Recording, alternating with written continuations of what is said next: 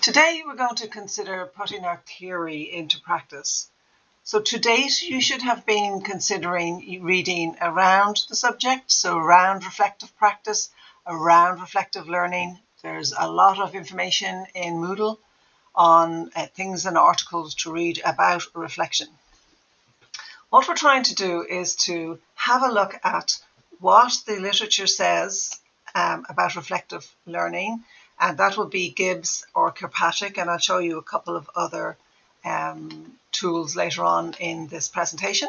But it's about looking at what have I learned, so what has happened, and using some of the tools to reflect on what you have learned against what the literature says. So it's looking at what happened today, how comfortable was I? When I look back on it, what did I actually learn? Rather than I learned to communicate, well, how did you learn to communicate? What happened? What will you do next? What will you do better? What will you change about your learning? So that's putting the theory into practice. So using some of the tools to have a look at the theory and then look at what actually happened in your practice. So what happened in your learning? We know about reflection. This whole module is focused on reflecting back, reflecting on your learning, understanding what you're learning rather than just accepting that there's been a learning there. And what we need to see in most of your assessments is what you learned as opposed to that you learned. So the what or the how did you learn? How did you learn something and what happened rather than you learned something? So it comes to a point where if you're saying things like, I learned how to make a better presentation. I'm now a better presenter. Well, what does that actually mean? So what happened? How did you become a better presenter? What are you actually doing now to present differently to what you were presenting previous to this? So the question is all about how and shows the how rather than it happened. We're also going to have a look now at understanding your development plan and setting your objectives. You were asked to have a look at a plan or at a project at the beginning of the year. And again, this will be looking at, you have a project within your business or a project that you'd like to implement within the business.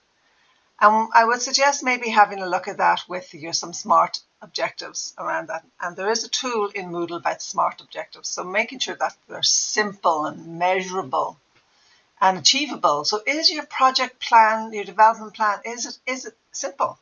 Is it easy to do within this time frame? If not, you need to explain why.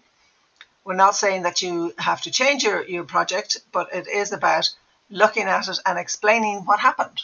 We just need to know what happened. So if your project was to, take an example, develop a new process within the business to make communications better. And you tried to do this and you came up against something that didn't work. That's fine. You just need to tell us what happened and what you're going to do different and what your learning was. So how it's going to change. So if you have a look at SMART objectives, which tend to be around simple, measurable, achievable, within a time frame, that's what I would be looking at my project against. So was my project a simple project? If it wasn't, well, tell us why it wasn't. If it was easy to do, easy to set up, easy to measure, easy to put a time frame around, well, explain it to us. And what happened? We want to know what happened and what you learned in that project, and did it work? And what part of your learning did you use to achieve that project? So here's the SMART objectives, which can be used both for your project and for your objective. So SMART, your objectives are, specific, simple, specific. Identify exactly what it is you want to do in detail. So tell us what is the project or what is the objective, because you can use SMART for your objectives as well. So have we got enough information? Have you given us enough information? Have you written down enough information to be able to describe your objective, what the outcomes of that objective is, and within what time frame you're going to do it? So it has to be quite broad. enough information in it for you to be able to achieve something. So your project and your objectives are similar in the sense that you need to have action within them. So you need to show us what that action is. So SMART objectives are about being specific. Tell us in detail, simple detail, what it is you want to do. Then how are you going to measure it? So within the year, you're going to set yourself an objective. How do you know you're going to achieve that objective? Unless you have something that you can measure it against. So if you want to have an objective, that something around, I'd like to make better presentations, well, maybe your measurable objective could be, by the end of the year, I'm going to stand up in front of my peers and make a presentation to them. Or at the end of the year, I'm going to make 3 presentations, so that by the time I've made those amount of presentations, I'm going to be comfortable. It has to be actionable. You can't have an objective that has no actions against it. So what you're really looking for is something that's going to allow you to make a change, for you to learn, or for your team to learn, or for your colleagues to learn, something that is going to change performance, staff performance or your own performance, specifically for this, your own performance. Okay, and we need to be able to know what that change is. It has to be relevant. Because this is work-based learning, your objectives have to be work-focused. So very relevant to what you're doing, to your role, or to learning something to do in your role in the future. So it has to be relevant to the work environment. And again, you have a 1 full year for your work-based learning module. So under these circumstances, we would say, yes, it is time-bound to within that year. However, we wouldn't object to you having an objective that you've set that you didn't get to within the year, but you got to some of it. And you just need to explain what's happening and what you're going to do afterwards.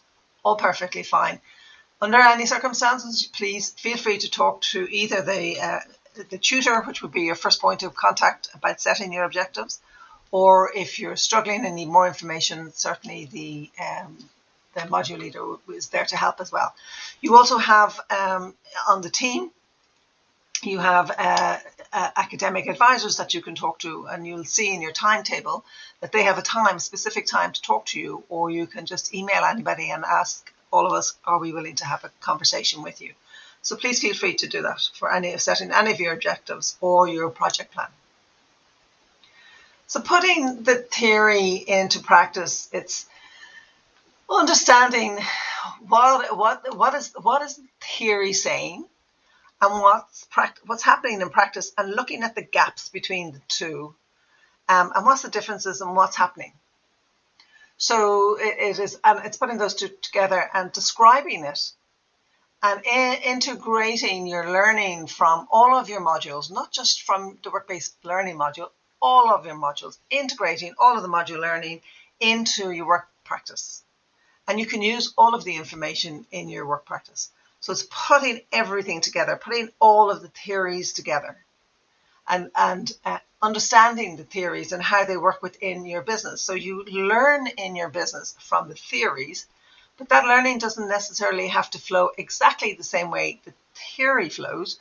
Your learning could be, well, the theory didn't work in my business. This is what happened. And that's your learning, and that's perfectly fine. It doesn't have to be identical to what the theory says. You just have another theory. This is what happened in practice. So it's putting theory into practice, or vice versa. It's perfectly fine going either way. But we do need to see, you linking the two of them together and making sense of the theory, and then making sense of what happened in your own business. And putting the two of those together is also called reflective learning and critical analysis. Both things required for your assessments.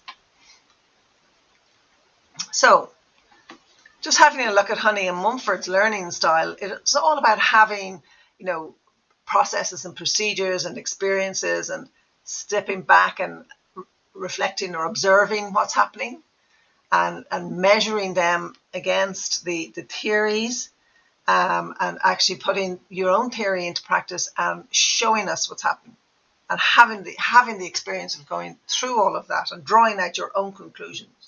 and being able to talk about your conclusions and showing us your, what happened. But it doesn't stop. Having experiences continues. Your learning experience should continue, and you should be always learning and always drawing conclusions and reflecting on what's going back, and then putting what you've learned into practice and looking at what the theory says and putting it into practice. So it's non-stop. And you'll see all of the tools on reflection is non-stop. Here's another tool, Kolb's 4 stages of the learning cycle. Very, very similar to all of the other theorists. Gibbs being another one, Kirkpatrick is another one.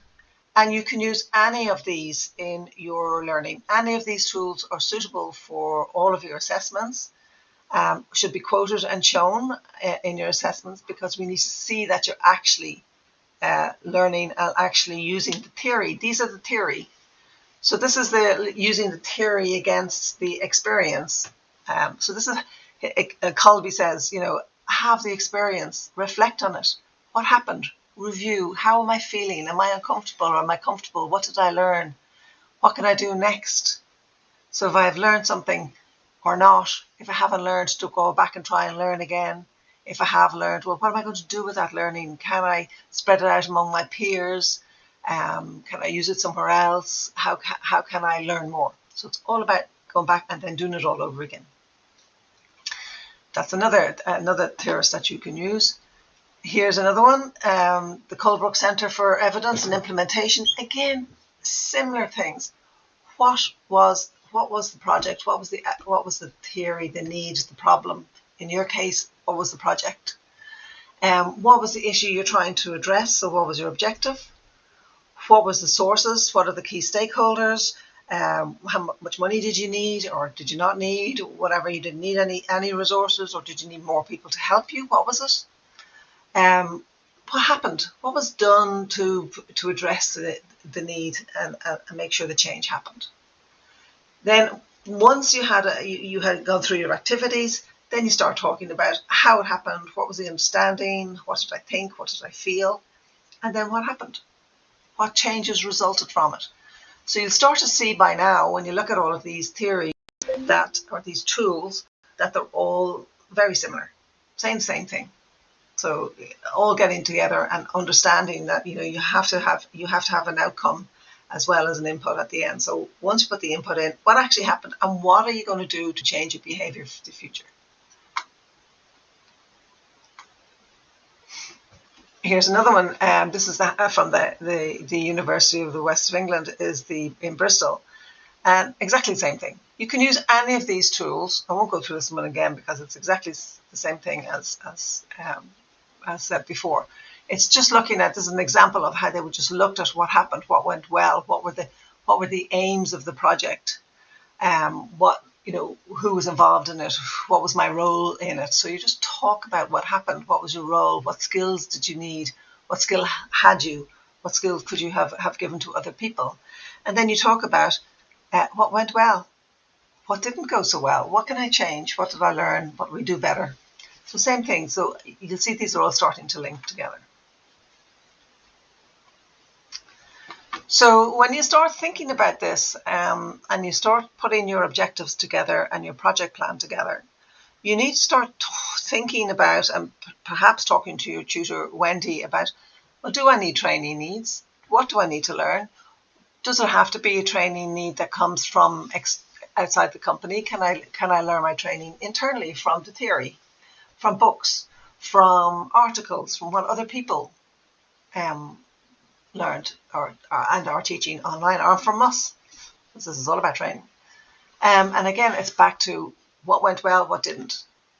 What made me feel comfortable, what made me feel uncomfortable. If I feel uncomfortable, what can I change? If I feel comfortable, well, what do I need to do next to improve on this change? And then how am I going to do it? And how am I going to do it differently in the future? So it's gathering all of this together and ensuring that you follow the learning right through, from not knowing what it is that you want to do or want to learn, right through to feeling comfortable or uncomfortable, understanding, looking back, reflecting back on what happened, understanding how you're feeling and what you want to change. in the future, and how are you going to change that? But most importantly, what are you going to do differently? Because if you don't change, nothing will change. Okay, really then, in summary, it is about trying to get yourselves involved in the theory, reading as much around the subject as you possibly can. There's quite a lot of information in Moodle on things that you can read, articles that you can read, things you can agree or disagree with. You don't have to agree with everything that's in there. You just have to tell us why. So pulling everything together, putting the theory and practice together, and telling us what happened. Looking back, learning, keeping a note in your diary, keeping your diaries up to date because you won't remember next year, keeping your diaries up to date, and using all of the information for your final portfolio, which you will need to do at the end of your final trimester.